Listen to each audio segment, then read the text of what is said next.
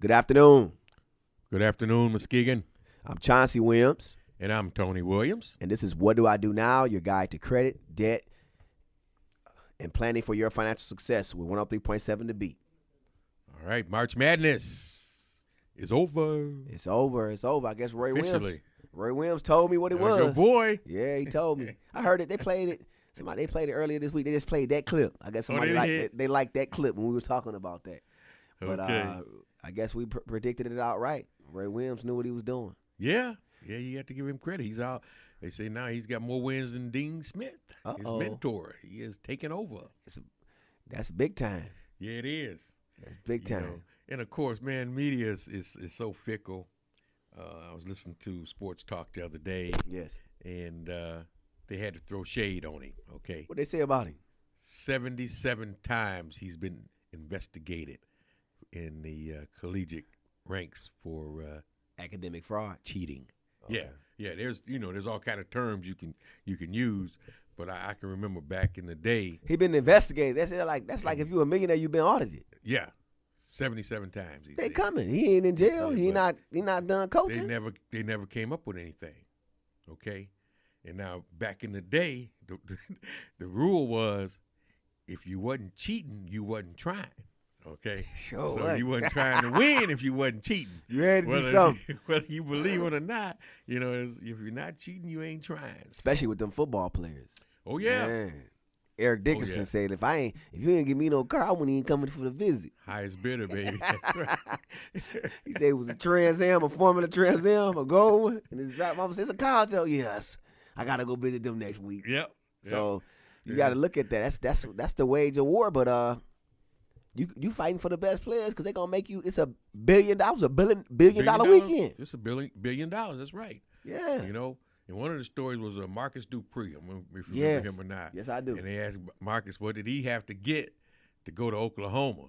Marcus Dupree, the football player. Right. Woo-wee. Marcus said a double wide. That's all he wanted for his mama was a double wide, man. House. That's all he said. They put him in it. Yep, yes, he did. They put in a house. I just want a house for my mama. Yep.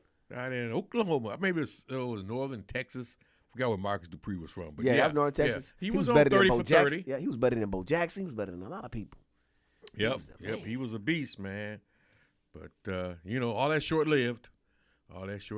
If you don't do the right things with that money. But, North Carolina. Did Nick Saban get a hold of him? Dupree? Who's that? Marcus Dupree. Saban? Yeah. Was he affiliated with him? I thought he was at Oklahoma when he played for Barry Switzer. Yeah, Barry Switzer. That's the name. Barry Switzer he played for. I just know it was a mean coach, one of the mean coaches. I think when he came into the league, that was when they had that USFL battle going on. Yeah, he went out there for that money. And he went out for the money. Because he was too young to go to the NFL. Right. And he messed his leg up. And he might have played in the NFL for a period of time. But, yeah, that's that 30 for 30 on ESPN. So if you ever get a chance to watch that, check it out. Yep. Very interesting story. But I want to know, I'm going to give you another one. Another little thing that probably people don't know about. The brother of the guy that made the shot from Villanova last year, he won a championship for North Carolina this year. The brother? Yeah, the brother. Remember last year, the brother that made the three-pointer to win the game against North Carolina? Okay. His brother played for North Carolina. For Villanova? Yeah. One of them played for Villanova. One of them played for North Carolina. Brothers. Wow. They foster kids, but they brothers. They in the same family. Didn't know that. Somebody did. That is some trivia information. Somebody found the right kids. Okay. All of them good kids, but when you find two Division I's in one of the same household and they foster kids, who abandoned those children? Yeah. That's what make me think. I'm like, why would you want to abandon a gift like that? Yeah. That's a blessing. Somebody else enjoying that blessing. Yes, they are. Man. They headed for the league. Yeah, baby. they both headed for the league. They headed for the league. They got that national championship to go with it. Foster kids, man. That's all. A blessing. Yes, it is, man. Foster kids. There are probably some great kids that have grown up in society where they had, like you said, they've been abandoned. Yeah. Speaking of that, it's a program going on right now that I'm connected to. I really can't share too much on the radio, but if you a recent mom and you single and you're not, I'm not saying homeless, but if you have struggling, if you're couch surfing or you staying with your mom or something and you just had a kid, we can get you resources where you probably can get a house or a vehicle or something. But you got to have good character. Okay. You got to have good character. You can't be having no other issues going on. I can connect you with some great resources in this county because we done helped several kids already. Really, that's great information, man. So if they can how do they get a hold to you? Just contact me on Facebook, Chauncey Williams. My phone number is 231-683-5342.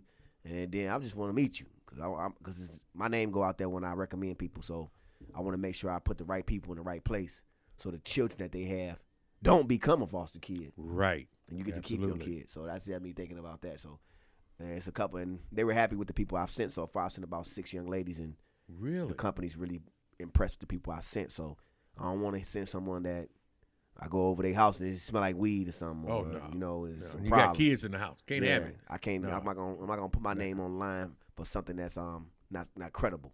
So make sure you contact me. You're a credible person, and you about getting your life in the right order, because a kid is not a mistake, and it's a way to get you back on track. This is a program to get you back on track and get you. I mean, some amazing things. I can't even say on air what they'll do for you, but they done some great things for some people that I know, and I just want to see some more people get blessed in this situation. That's good. Good, yeah, because you had a child, and like you say, the home environment may have not been conducive for you to stay there, and you know, with an aunt, an uncle, a cousin, and you really need to have your own place now.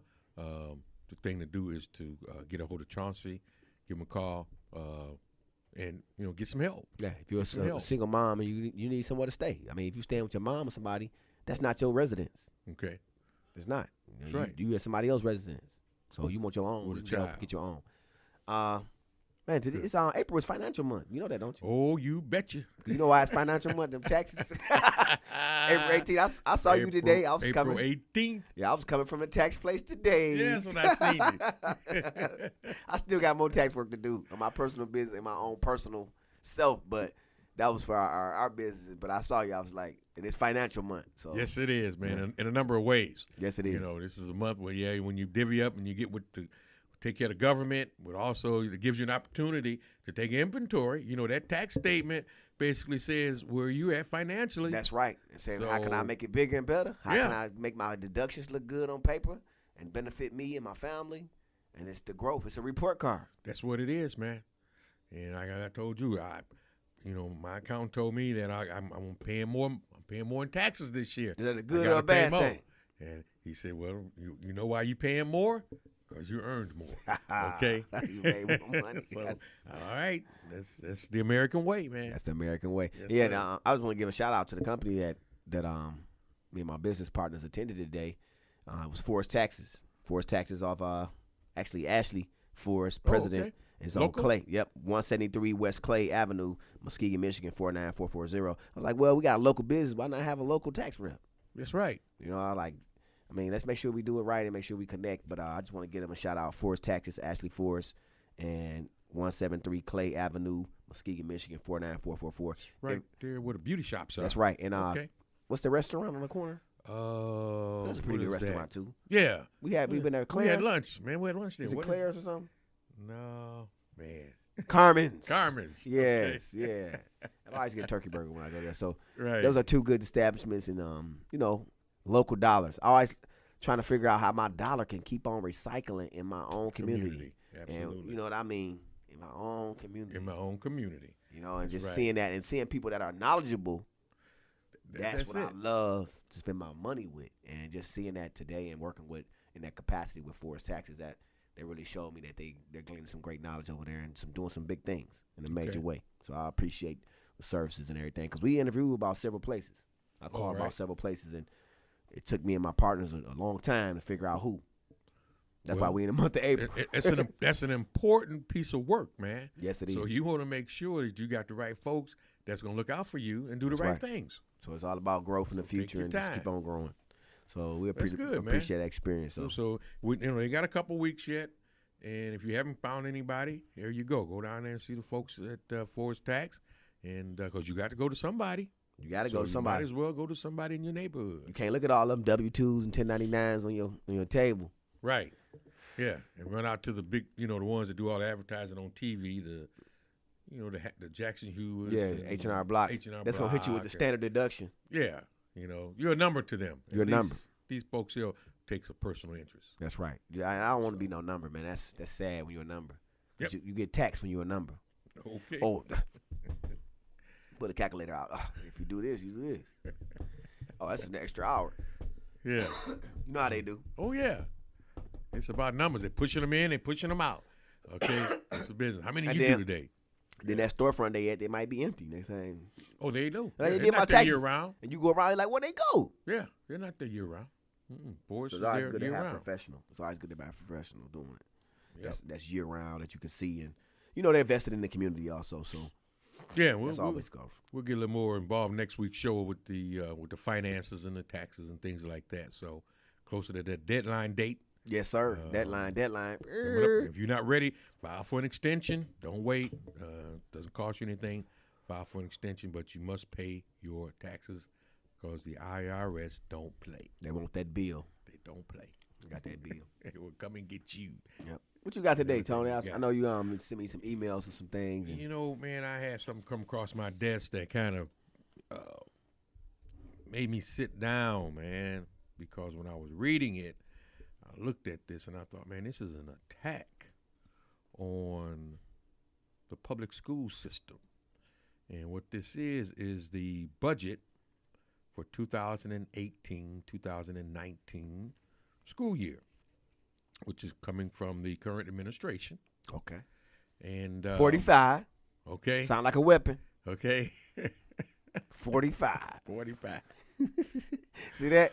I'm going to read just the headline of it, and then I'm going to just go through some of the breakdowns. And as an educator, you'll be able to expand on some of these topics. Okay. But it says on March 16th, President Trump released his skinny 2018 budget proposal. You said skinny? Skinny. All right, in parentheses, skinny. Yeah, the docs. Which briefly outlined the administration's plan for the future of federal education funding. Okay? Yes, sir. The budget proposal covers only discretionary funding, and even then does not list complete impact on all discretionary federal programs. If passed, the funding changes include the proposal will begin to impact schools in the 2018-2019 school year. The very, very top of the list, it says, U.S. Department of Education cut $9.2 billion. You hear what I said, man? They cut that. They're going to cut from the Department of Education $9.2 billion. And we'll go into some of the line items here shortly. $9.2 billion. Like it's a guy. It's a financial expert that I always follow. I follow Dave Ramsey, but I follow this guy called John Hope Brain. He talk about civil rights, right? Okay. And he says he was with the Hope Network in major cities like Detroit, Chicago, Atlanta, Philadelphia, New York. I tried to get one here. I'm gonna get one here. All right. If He you said, said he it, told I me, believe it. He said, "Well, you ready? I'll show you how to build a bank and everything in your institution or your organization." I was like, "Okay." I mess with him on Facebook all the time, but he has the Detroit office, and they contacted us. But he said this. He said, when America gets a cold, the urban core gets pneumonia. It's pneumonia. So that's the pneumonia about to pass. It's about to be a ripple effect of that $9.2 billion coming in our community. $9.2 billion that comes off the books. That money is not allocated to any school system. That is a lot of money, man. It's huge. On the flip side, school choice programs, they're going to invest an additional $1.4 billion with a matching $100 billion in state and local funds. Hold up. To You school didn't choice say no. programs. Look at this. Let me. You said $100 billion. You heard me. Now you take $9 billion, You took 9. but you gonna find another $100 billion. We're going to invest with a matching $100 billion. Stop. Let's go back. Look. Let's go back now, Tony. Okay. Let's go here. See, I got a mind like a brick. Remember our girl DeVos? Oh, yeah. Do you remember the show we did with the package? Oh, yeah. If I'm an investor and I invest in school of choice or academy, my money is my tax exemption is double. Yep. There you for go. that dollar amount. That's it. $6,000 to be $12,000. $30,000 to be $60,000. Matching $100 billion. If I pay for a student to go to school and sponsor an athlete or something to one of those parochial schools, Private schools. my money will be doubled in the investment that I make as a trust that I can gain and make money off of. Yeah. So that's why they say, you said the right word, invest. That's it. School. So you got school choice programs. Then you have charter schools. Okay, this is a little different. They're going to get $168 million. Okay, so they're not going to get a big chunk. Private schools are going to get $250 million in federal dollars. So you're taking that billion, all those billions, although he's allocating other monies elsewhere. But basically he's taking money out of the public school systems to fund school choice programs, charter schools, private schools, Title I. Okay? What are they going to do to Title I? They get $1 billion in Title I. All right? 21st Century Community Learning Center programs. I know we use that here in Muskegon Public School Systems. That's 1.2 million that's taken out of that program. 2.4 is going to be eliminated out of Title II in supporting effective education grants. So basically what this is, it eliminates $2.4 billion for programs that help poorly, well, it says that the funds are poorly targeted and spread thinly across thousands of districts with scant evidence of impact. But it's basically helping schools with at-risk kids. Okay, and then there's another 20 plus educational categories that are going to be eliminated. This is not good. 20 this plus. Is not good, man. Yeah, 20 plus. And you know, I mean, school systems are already fighting at a deficit in order to maintain their schools. But you know the argument that the privileged side. Oh yeah, I know the argument is. You know the argument. They're not learning anyway. Right. The product. They're saying that the product that is turned out is not equivalent to the amount of money that we're spending. That's right. So we might as well just cut the money and just keep on getting the same product. Yeah. Let's cut the money. Let's put it elsewhere. Let's put it over into these private schools, parochial schools, charter schools, expanded school of choice, which basically says that we're going to take this money away from some of the more core inner city schools, and we're going to move them to some of the outlying schools, okay? So therefore, school of choice is that now we have more money, we can accept more students, what ultimately says the demise of the inner city schools it's going to happen, all right? And we know who those outlying schools are, okay? We know who they are. Yes, we do. Okay, so who's going to bat, man, for our schools? All right, who's going to bat for them? It's people being put in place in Congress and in other places. Judges are being selected. Yep. That support that what you just showed. Support it. And I get emails all the time from my teachers unions. They talk about watch this person. They not for public education. Mm-hmm. Watch this person. They not for public education. It's like judges and people that they're electing. They already ready to swing the pendulum. Yes, they are. Towards the private and parochial school and the charter, and say, well, hey. And the sad part about it is they're using taxpayers' dollars, okay? If they wanted to fund these schools with other sources of income, hey, this is a free enterprise country. Have at it. It's on them. But I got a real problem with taking our monies and supporting private schools, parochial schools, and even charter schools, okay? Because most of those are for profit, all right? All the ones that I've named are for profit. And speaking to the superintendent of our school district, every year we battle to balance the budget. Okay? Got to lay off teachers at the end of the year. Yeah. Rehire them. Yeah, crazy stuff like that. So if you think it's bad now, when we take this money off the table, it is going to get worse, all right? And the only thing that we can do is make sure that our congressmen and our senators don't support this kind of stuff. And when these bills come up, they shoot them down or go in and make sure that these other folks don't get tax dollars. So that's my soapbox today, man, because that hurts me to see what the federal government has already done to the school system, and now it's going to get even worse. Falling down. Schools is falling down. Closing schools. But yet we can build new jails and build prisons, but not schools. Not That's good. right. Because that's, you already know, the 13 and 14 Amendment. We had took the kids last weekend to Michigan State to and we took them to University of Michigan. We took 2 different groups. We took a group to the Peace National Convention, World Peace Convention. A group of young brothers with the YEP program, they went with them. And then we took a group of young brothers to Michigan State for the spring football game and a little small college tour, to see the dorm life and, hang out with the football team and go to a clinic. And when I was there, I saw 3 of my old friends that played football at Michigan State. And one of them was one of the greats, Jonathan Walker. Oh, yeah, I know Jonathan. Yeah, Johnny, that was my buddy, man. That's cool. That guy was silly in college. But we were talking. There was a couple other guys there, and we were talking. They're talking about wrestling, why the kids should wrestle, and it was getting information like you want to be a good athlete, you want to be a good football player, you should wrestle. He was mentioning that. But then we got on the subject of just talking about our careers and education, and one of the guys that I'm gonna keep him unnamed, he talked about he asked me what I was doing, where I was working at, and he remembered when Detroit had first laid off a large group of teachers. And I said, where you been at? He said, man, the last 3 years I've been in 3 different schools. Schools in Detroit school system.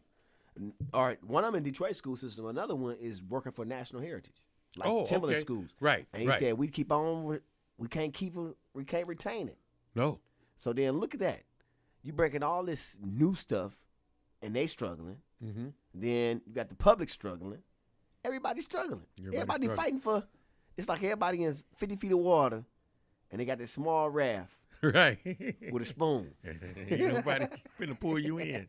And one wrong turn, the charter or the public in those major cities like that can just be gone. It's a downturn. Man. Then somebody got to look for another job that's highly qualified. These guys got master's degrees. They're deans. They're deans of the high schools or wherever they at. And it's like they got great education because I know Michigan State is like number 1 in elementary education. It's one of the best educational schools in the country. Yes, it is. So, when you got people on a carousel for learning because of cuts and budget cuts, what kind of education the kids going to get? And then that makes, for college students, their career choice, they look at education and say, why should I go in education? Man, I'm going to show you something. Okay. I'm on LinkedIn, right? I think our superintendent responded to it, too, because, Michigan State, I used to always go to it and help them with recruiting the College of Ed. It was part of me being on the board in the College of Ed as a student.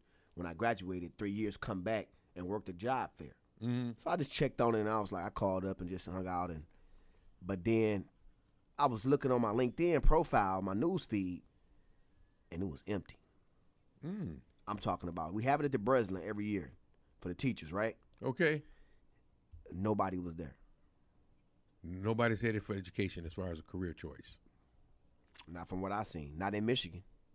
Well. And I'm talking about, I'm a guy graduated from college in 2000. I remember going in the 90s. Every year I used to go because I'm gonna give me one of these jobs. I'm gonna be in Chicago. I'm gonna be in Detroit.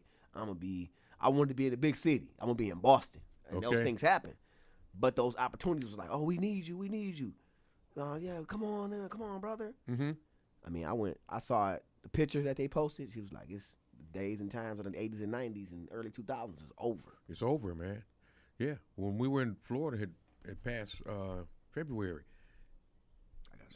Advertising for teachers. From what I understand, there's a teacher shortage across this country. It's even in our district when it comes to subs. They got to put it on a billboard for the whole county. Right. Why subs want it. Yeah, because first of all, there's not enough qualified teachers to be permanent. And then those are probably some that were permanent, decided to make a career choice because of the various budget cuts, reduced salaries and benefits. Or leave the state. I'll go somewhere else. I'll do something different. So now you got an issue where you're just trying to attract subs. Okay, we know we can't get permanents, so we'll attract subs. And now they're having a difficult time doing that. And I think it's across this country. But what we're doing on the federal stage is not the answer. This is going to exacerbate the whole thing about. You call it the trickle-down effect. That's why I remember you saying something like that before. Yeah. When we talked about other issues. The trickle-down effect, when we talked about John O'Brien saying, once America get a cold, oh, yeah. certain people getting pneumonia. The inner city get pneumonia. I see where this thing is headed to. It's going to be basically virtual high schools. Oh, yeah. We got one here already, Success University. Yeah. They're doing pretty good. Yeah. But then You're gonna get that group of kids that don't care. Right. And they don't take advantage of it. Yeah, and there's a purpose for a school. I mean, there's certain things that you learn in the school system from a social environment, how to interact with other people. You develop relationships, friendships with other people. Virtual schools say, well, you sit at home in front of a computer and that's how you learn. Well, to a certain degree, but you're going to miss out on a lot of other things. Participating in arts, music, sports, clubs, cultural type activities. It's going to be hard to do. But if there's no money to support these brick and mortar schools, let alone pay for people to be in the schools to teach them, it's going to be tough. That's why we got so many empty schools. That's man. right, empty facilities. There's not enough money to support them. You lose the population. But then you know what happens when you have an empty school? You know that that means a criminal sexual conduct person can move into that community. Yeah, school is no longer a school. No longer a school. So now that's a community that you can put somebody in that comes from an incarcerated situation that's a sexual offender. Yeah. Against kids under 16, you can move him in that neighborhood now. Right. Kids still live in the neighborhood. Oh, kids, they play in the playground. They just closed the school. That's all. Put them on a bus, send them to another school. But So- they're still kids are still in the neighborhood. One thing I wanted to commend the Heights for is when that group came in from Grand Rapids to bring that build that home in Roosevelt. That's gonna bring. You seen that property on Roosevelt? How Roosevelt Yes. looks? That looks nice. Mm-hmm. And what's gonna come out of that? Now you got some people in a building. They live in there somewhere. Yeah, they've converted that They school took that building. whole block. Yeah, that's huge, man. That's huge. Wow, that place is Man, big. that's big. So look at the resources that's gonna be poured in there, and the help people gonna receive from that. But then at first it was just an eyesore. Of Yes, an old it building was. that was Yes, empty. it was. So we need more innovative thinking like that. Instead of cutting billions of dollars, figure out how to create centers in your community that could bring some type of hope to a population of people, veterans, right? Disabled people, people recovering their lives from rehabilitation, rehabbing or training centers, trades. Build in the trades. Like, they always want to cut. Yeah, Build in a skill for us, please. yeah. I don't know. I hope I don't have to lean into politics later on in my life. It just seems like it's Yeah. I don't want to be a politician, but it seems like it's starting to happen because I'm starting to look at stuff like somebody got to put the fight up. We got to change, man. Man, We like can't these let guys this. is like, they clueless. It is, man. And and a lot of this stuff is what the past administration had put in place to address some of the issues that we're talking about. Okay, and it all boils down to economics at the end of the day. Okay, it boils down to economics because if you can educate your kids to the point where they can come out of school, go to college, get a trade, get a job, become productive citizens. From an economic standpoint, that helps the community. That's right. Okay, Viable citizens. yeah. If they go to jail, okay, that's not going to help the community from an economic standpoint. It detracts from it because there's a cost associated with housing those individuals. So when you look at stuff like this, where you're going to reduce the budget for public schools, not good, not good at all. And School of Choice says that we're going to be taking kids out of the district that they live and send them somewhere else. Chauncey's showing me a picture of this job fair At Michigan State. at Michigan State, and Read with the caption. What it say? there's nobody there.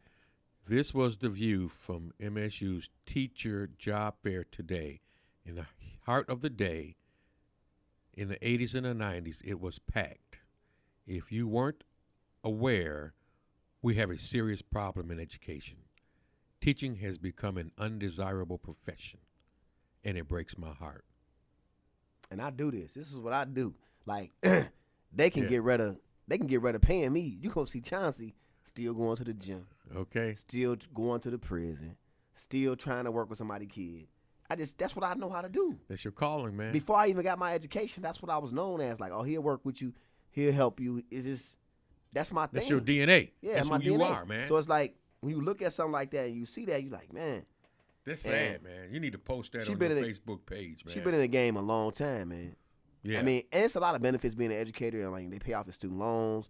It's a lot of benefits, and it's just the people you connected to. Mm-hmm. And it's a job that just keep on giving. It's a career that just keep on giving, and just giving and giving and giving. People talk about, oh, they don't make a lot of money. They don't do. I mean, certain teachers do. Certain teachers make. I'm not doing that bad. I'm not doing that bad. Okay. So, but when you look at it, you got to have a heart for this, though. You got to have a heart. And then it's a tough job. So the heart might be leaving in the people that signing up for it. That's right, man. Some people probably sign up and say, well, I get the summers off. No, you don't. No, see, because they went in half-hearted, right? Yeah. They were No, you don't. half-hearted. You don't get the summers and off. so that means they only have to give up half their heart. Now they out of there. I can remember early in my career, all I did was work basketball camps in the summer camp. They always call me, Johnson, we need you here in Lansing. We need you here in UAD. We need you here. I'm like I ain't gonna never have no summer. Okay. But then the connections and relationships I had was later scholarships for kids that I taught, or I was able to send kids to camp for free, or connecting with AAU teams today. Mm-hmm. So it's like, I look back, I'm like, wow, God was laying some foundations for me because I was just choosing. I didn't say no to my gift. And looking at that empty room. That is amazing. And I got my Michigan State jock suit on today. Just like, you geared out today, bro. I always do, man. I don't wear no other school unless I send a kid there. And then if I wear another school, I still be biased. I be like, and I don't even like. I like Tom Izzo, but I don't. You know, when you know somebody or you spend some time at them, you still got love for them, but you be mad at them. Oh yeah, you know. Oh yeah, it's that old love-hate relationship. Yeah, but you love the mess out of them because you seen them grow. You hate some of the stuff you do sometimes. yeah. But looking at this at the Breslin, that is a big something, event, man. And I actually had to work this a couple of summers. And so you know what she's saying. Man, you lived I'm talking it. about both sides, man. I'm talking about being there and all the pretty girls. All the pretty ladies. all the pretty ladies. You want to go with your suit on. They're like, oh, Josh. I remember my first one. I was a sophomore. I showed up with a tie with money on it. It was like, you at the wrong job fair, young man. You at the wrong job. You got to get rid of that tie. Yeah. You ain't like, no money. You sign up. And there's that type of money here. I remember my friends was cracking up. But all the pretty ladies was getting their jobs. They was signed, they was graduating with their masters. They had their skirts on. I remember that. It was packed, man. I was like, I'm coming back. Right. I was going with people that was graduating. I was just going. Then I ended up getting into the College of Ed, and they added me to the board, the student. So I was part of the student board where we could select the students' applications, and we get them approved. And I was the only like African American doing my tenure doing that. So that was like over my great honor, my man. 5 years at MSU during my internship. I was only the minority on that board to select, and it was a tough process. Sometimes you see your friends' applications, or you see people that you knew, and people have. And it was a competitive college back then. Okay. I know I had to have I had 3.5 to get in there. And it was rough. I was like, if you didn't have extra things you did at school, like volunteering or played any sports or anything, if you didn't have that extra about you, that was like, oh, we don't need you. Right. Because you have to be a total person to be in that. So just looking at that, what you just showed me today, the deficits and how they going to cut something on while people put in hard work, blood, sweat, and tears every day. Yeah, because this is going to affect public higher education too. Okay, this is not just going to be from a high school level, K through 12. This is also going to affect the public supported colleges in this country. I want to read some of the comments. Let me see before we get off today. Okay. I wrote. Remember when it was packed. Let me see. I got another one. I think our superintendent wrote on this. He didn't. He just liked it. It's educator says, sad indeed. Given current administration in the White House and in Lansing, unfortunately, I doubt it will improve anytime soon. Yeah. And it says, I agree, because teachers are the finest people on the earth. Very sad. God bless all of the wonderful teachers. Education reform has made our profession undesirable. Mm-hmm. Accountability through teaching, test-taking skills, and emphasis on what's going to be the tests has made the education profession less desirable. It is a sad day. MSU alumni. Class of 99. I know this guy, Garrett. That teacher job fair was always packed from school districts all over the country. I can't blame the kids now. Adults have made it hard. Mm-hmm. So it's just, he was like me. He was going there hanging out. In 99 was my first teacher fair. No, 98 was. It was like my sophomore going into my senior year, my junior year. And I remember that. And I was like, I'm coming back. Somebody said, just come. So I came with a tie on with a money tie. Like, I come for the money. I come for the money. But it brought a lot of attention. And they ended up letting me see some summer opportunities. So, But I love that place, and it was like the college. Erickson College was my spot on campus, and looking at what you got on that paper right there, man, it's heartbreaking. Yeah, that brings a lot of man. Stress and a lot of pressure to my mind right now. Yeah, not sad, but it's like, man. Well, what it says is we got work to do. We got work to do, man. We gotta make sure this doesn't happen. Yeah. All right. This is proposed. Forward. This is a proposed budget. A lot fool. of teachers associations are behind, saying that no, enough is enough. Okay, we can't take any more of this stuff. And hopefully the citizens that listen to our show will talk to our school board, our superintendents, let them know, hey, whatever we got to do to help support, make sure this thing don't happen, we're here to help you. Go to school board meetings. Okay, it's time to get out here and be involved so our school systems don't suffer anymore. They've suffered enough. So I'm Tony Williams. And I'm Chauncey Williams, and this is What Did I Do Now, your guide to credit, debt, and planning for your financial success with 103.7 The Beat.